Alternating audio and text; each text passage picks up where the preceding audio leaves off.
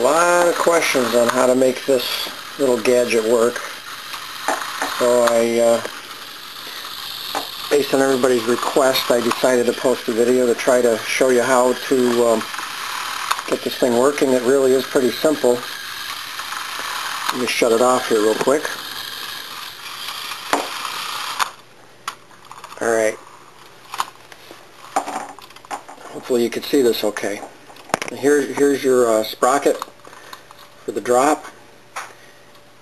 It's not real clear in the instructions. This chain here has to be inside the frame of the tower.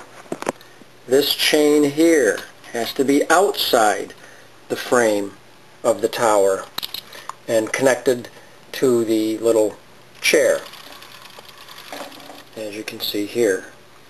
I also noticed that at one point I had connected the chair slightly off center, and it would catch down here and create a clicking sound, and it just kept click, click, click, click.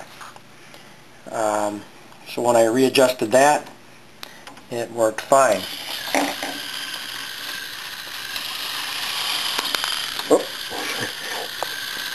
Nice and smooth.